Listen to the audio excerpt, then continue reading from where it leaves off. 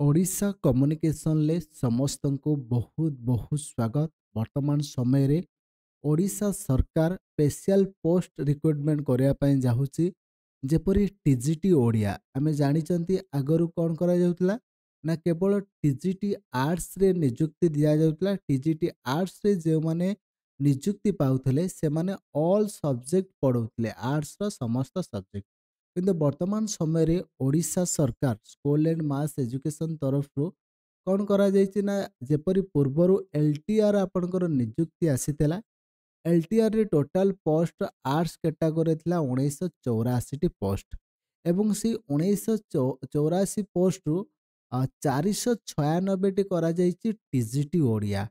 TGT Odia रे करना संपूर्ण भाव में डिफरेंट पोस्ट रहा जोटा कि 496 टी पोस्ट। जदि ये टीजीटी ओडिया पोस्ट रे कौन एलिजिबिलिटी क्राइटेरिया रहिबो selection procedure then wasted different हम ना सेम वेस्टेड रे हेजिबो एवं यही पोस्ट को लेकिन आपनकर सिलेबस एग्जाम पैटर्न बहुत सारा कथा रही जहाँकि आम गोटे गोटे सबू जिनस को आलोचना करवा। एटा मु जो आलोचना करी एटा प्रोबाबिलिटी रही जे आपनकर एमिति हेई पारे एवं एटा मु गोटे प्रकार 100% कहूची एटा ही हबो कहीं वर्तमान समय में नहीं जाऊँगी जोटा कि आम देखा प्रथम एलिजिबिलिटी एजुकेशनल क्वालिफिकेशन देखो जोटा कि ओएवीएस आम ओडिशा सरकार ओडिशा आदर्श विद्यालय रे जिला नियुक्ति दौर टीजीटी ओडिया। टीजीटी ओडिया रो कौन क्वालिफिकेशन रखुची ना ओडिया गोटे सब्जेक्ट थिबो सेटा ऑनर्स पास इलेक्टिव मेजर किंबा स्पेशल सब्जेक्ट ग्रेजुएशन लेवल ता कहिबार अर्थात जे ओडिया गोटे सब्जेक्ट आपनकर थिबा दरकार सेटा मे बी ऑनर्स हे पारे पास हे पारे इलेक्टिव हे पारे मेजर सब्जेक्ट हे पारे किंबा स्पेशल सब्जेक्ट हे पारे किंतु ओडिया सब्जेक्ट थिबो। ता सहित जमते नॉर्मल आपण बीएड करिथिबे बीएड करिथिबे ता सहित आपनकर कोन करिवे ना वेस्टेड एठी जेटो आपनकर वेस्टेड हाई स्कूल रहउची Odisha secondary school teacher eligibility test ता पास करतिया दरकार। या सहित मु आपन नै जाउची एनवीएस पाई एनवीएस रे जेतोले third language teacher third language रे ही आपनकर ओडिया थाए। एनवीएस रे कौन कह जाए ना आपण से सब्जेक्ट रे बा कंसर्न रीजनल सब्जेक्ट आपनकर सब्जेक्ट इलेक्टिव हे पारे किंबा आपनकर ऑनर्स हे पारे किंतु कौन हेतिबा दरकार ना all the 3 years of degree course आपनकर जो बैचलर डिग्री रही जोटा कि आम +3 बोली कहती से +3 रे माने ग्रेजुएशन ले 3 वर्ष जाक ओडिया सब्जेक्ट पढ़ी दरकार। जब 3 वर्ष पढ़ी ना देन आपण एलिजिबल नुहति से 3 वर्ष जाक ओडिया सब्जेक्ट थिबा दरकार। एवं एकलव्य मॉडल रेसिडेंशियल जो रही स्कूल से थर्ड लैंग्वेज सेम जिनस रही ना आपण concern regional language subject elective हो पारे कि ऑनर्स हो पारे जहाँ भी हो से सब्जेक्ट आपनकर 3 वर्ष जाक ग्रेजुएशन ले रही दरकार। आपण ये देखिले ओएवीएस देखिले एनवीएस देखिले आपनकर एकलव्य मॉडल स्कूल देखिले एठी जोटा कि आम देखा जदि जड़े हिंदी शिक्षक जदि हिंदी इलेक्टिव रखी ऑनर्स रखी पास रखी किंबा मेजर सब्जेक्ट रखी हो पारुची संस्कृत सेमिति रखी हो पारुची सेम 100% एटा हो पारे जे ग्रेजुएशन लेवल ले आपनकर ओडिया सब्जेक्ट थिबा दरकार। जदि यही क्राइटेरिया टी न हुए तबे 3 वर्ष तक ओडिया रही दरकार सहीटा हेबो नले यही दुईटी कंडीशन मध्य गोटे कंडीशन को एटा आपण नेबे मे बी आपनकर जेहेतु ओडिशा गवर्नमेंट रो ओएवीएस एवं ठीक सेमिति आपनकर ओएवीएस रो कंडीशन टा जेबार अधिक चांस अछि। एवं यहाँ पर गोटे कथा आसुची जे आपनकर एठी वेस्टेड अलगा करा जिवो कि वेस्टेड जमा भी अलगा करा जिवो नाही कहीं ना मुझे कहीदे ओएवीएस जो रिक्रुटमेंट करुच्ची यह सहित आपनकर जो एनवीएस रिक्रुटमेंट करुच्ची यह सहित एकलव्य जो एआरएस जो करुच्ची आपनकर रेसिडेंशियल स्कूल रखुची सेठी मध्य आपनकर कौन करुचंती ना सीटीईटी पेपर 2 नौचंती आपनकर जब पेपर 2 माने आपन क्वालिफाई करथिबे आपण एठी आवेदन करि परिबे किछि आपनकर प्रॉब्लम नाही। एवं वेस्टेड रे मध्य आपनकर सेम कंडीशन रहिबा आपण वेस्टेड पाई सेपरेट ओडिया पाई केबे हुएनी कोउटी भी हुएनी काहे ना आपनकर एठी जदि सेपरेट ओडिया देखिबे आपनकर वेस्टेड रे ही आपनकर केते 35 मार्क रो ओडिया रहउची सेटा आपनकर सेपरेट ହେଇଗଲା ସେଥିପାଇଁ ଆପଣଙ୍କର ୱେଷ୍ଟେଜ୍ ଡିଫରେଣ୍ଟ ହେବନି। ଏଇ ଗୋଟିଏ ୱେଷ୍ଟେଜ୍ରେ ହିଁ ଆପଣଙ୍କର ସେଟା କ୍ୱାଲିଫାଏ କରିବେ। ଏବଂ ଆମେ ଦେଖିବା ପ୍ରୋବାବିଲିଟି ସିଲାବସ୍ କ'ଣ ରହୁଛି। ଦେଖନ୍ତୁ ଏଇ ଯେଉଁ ଓଡ଼ିଆ ସିଲାବସ୍ଟି ମୁଁ ନେଇଛି OAVS ଓଡ଼ିଶା ଆଦର୍ଶ ବିଦ୍ୟାଳୟ ଟିଜିଟି ଓଡ଼ିଆରେ ଯେଉଁ ରିକ୍ରୁଟମେଣ୍ଟ କରାଯାଉଛି ତାର ଏଇ ସିଲାବସ୍ ରହୁଛି, ଯେଉଁଟାକି କାବ୍ୟ ରହୁଛି, ଯେଉଁଟାକି କଟି ବ୍ରହ୍ମାଣ୍ଡ ସୁନ୍ଦରୀ ମଥୁରା ମଙ୍ଗଳ ଦରବାର, ଠିକ୍ ସେମିତି କବିତାରେ ମଧ୍ୟ ରହୁଛି। ଦେନ୍ ବଳି ଉପାଖ୍ୟାନ, ଶ୍ରୁତି ଚିନ୍ତାମଣି, ମଧୁମୟ କବିର ଗାଥା, ଚନ୍ଦ୍ରମାର ଚୁଡ଼ି ଏବଂ ଏହା ସହିତ ନାଟକ ଏକାଙ୍କିକାର ମଧ୍ୟ ରହିଛି ଭରସା, ଅବବୋଧ, ଅଦୃଶ୍ୟ ନଟ। ଏକାଙ୍କିକାର ମଧ୍ୟ ରହିଛି ଓଡ଼ଟା ପାହାଡ଼ର ଦର୍ଜା।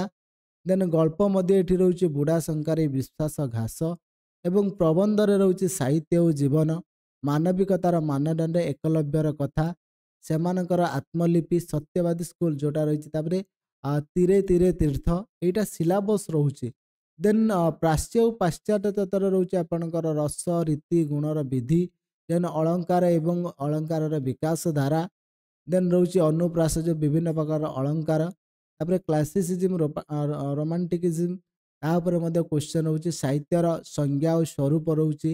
ଭାଷା ବିଜ୍ଞାନ ତାହାର ରହୁଛି। ଦେନ୍ ବାକ୍ୟର ସଂଜ୍ଞା ଓ ସ୍ୱରୂପ ଓ ରୂପାନ୍ତର ରହୁଛି। ଲୋକ ସଂସ୍କୃତି, ଲୋକ ସାହିତ୍ୟ, ଏହିପରି ଭାବରେ ଯେଉଁ ଦେଖିବେ ଏଇଟା ଟିଜିଟି ଓଡ଼ିଆର ରହୁଛି। ତା ସହିତ କ'ଣ ରହୁଛି ନା ମେଥଡୋଲୋଜି, ଯେଉଁଟାକି ଓଡ଼ିଆ ପେଡାଗୋଜି ରହୁଛି। ଓଡ଼ିଆର ପୋଏଟ୍ରି କେମିତି ପଢ଼ାଯିବ, ପୋଜ୍ କେମିତି ପଢ଼ାଯିବ, ଓଡ଼ିଆ ଗ୍ରାମାର ଏବଂ ଅନ୍ୟାନ୍ୟ ଜିନିଷ ଯେଉଁ ଯେମିତି ଆପଣଙ୍କର ପେଡାଗୋଜି ରହୁଛି ତାହା ରହୁଛି।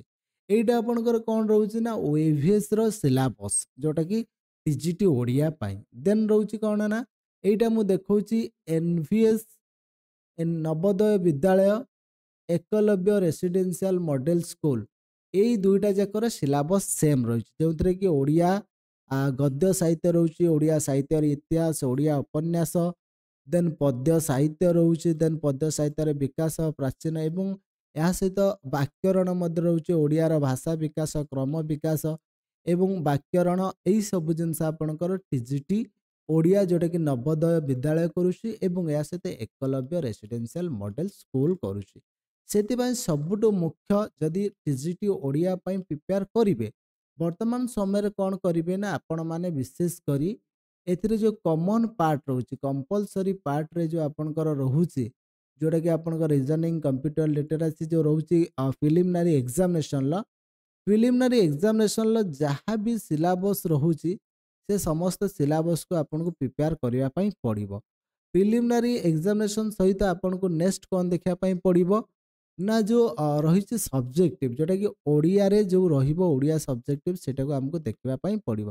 ଓଡ଼ିଆ ସବଜେକ୍ଟିଭ କ୍ଷେତ୍ରରେ ଆପଣଙ୍କୁ କ'ଣ ଦେଖିବା ପାଇଁ ପଡ଼ିବ ନା ସବୁଠୁ ମୁଖ୍ୟ ରହିଲା ଯେଟା ଗ୍ରାମାର ପାର୍ଟ। ଯେହେତୁ ବର୍ତ୍ତମାନ ସମୟରେ ସିଲାବସ୍ ଆସିନି, ତେବେ ଆପଣଙ୍କୁ କ'ଣ କରିବା ପାଇଁ ପଡ଼ିବ ନା ସବୁଠୁ ମୁଖ୍ୟ ଜିନିଷ ଆପଣ ସେଠି ନଜର କରିବେ, ଯେଉଁଟା ରହିଲା ଆପଣଙ୍କର ଯେଉଁ ଗ୍ରାମାର ପାର୍ଟକୁ ଆପଣ ପଢ଼ନ୍ତୁ ଏବଂ ଅନ୍ୟ ପାର୍ଟକୁ ସେଟାକୁ ଆପଣ ସ୍କିପ୍ କରନ୍ତୁ, ପରବର୍ତ୍ତୀ ସମୟରେ ଆପଣ ପଢ଼ିବେ।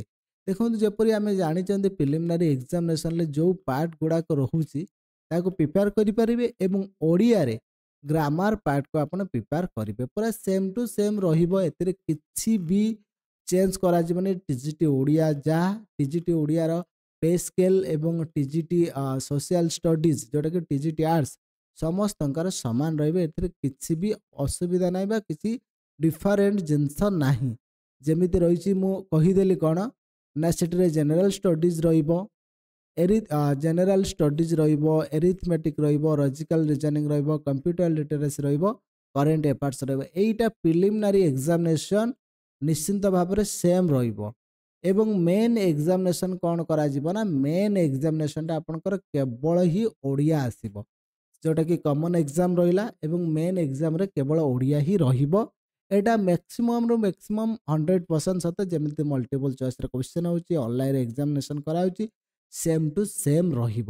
ଏବଂ ବର୍ତ୍ତମାନ ସମୟରେ ଯେହେତୁ ଏହାର ସିଲାବସ୍ ଆସିନି, ଦେନ୍ ଆପଣ ଯେଉଁ ନବୋଦୟରେ ଏଇ ଯେଉଁ ମୁଁ ସମସ୍ତ ସିଲାବସ୍ ଡିସ୍କସନ୍ କଲି, ଏଇଟାକୁ ମୁଁ ଆପଣଙ୍କୁ ଆମର ଟେଲିଗ୍ରାମ ଚ୍ୟାନେଲ୍ ଓଡ଼ିଶା କମ୍ୟୁନିକେସନ୍ରେ ସେୟାର କରିଦେବି, ସେଇଠୁ ଆପଣମାନେ ପ୍ରିପେୟାର କରିପାରିବେ। ଦେଖନ୍ତୁ ଏଇଟା ମୁଁ କହି ରଖୁଛି, এইটা ମୋର ଗୋଟେ ପ୍ରୋବାବିଲିଟି ଭିଡ଼ିଓ ଯେ ଆପଣଙ୍କର ଏମିତି ହେବାର 100% ଚାନ୍ସ ଅଛି, କାହିଁକିନା ଓଡ଼ିଶା ଗଭର୍ଣ୍ଣମେଣ୍ଟ ଏଇ ଗାଇଡ଼ଲାଇନ୍କୁ ହିଁ ଫଲୋ କରିବ।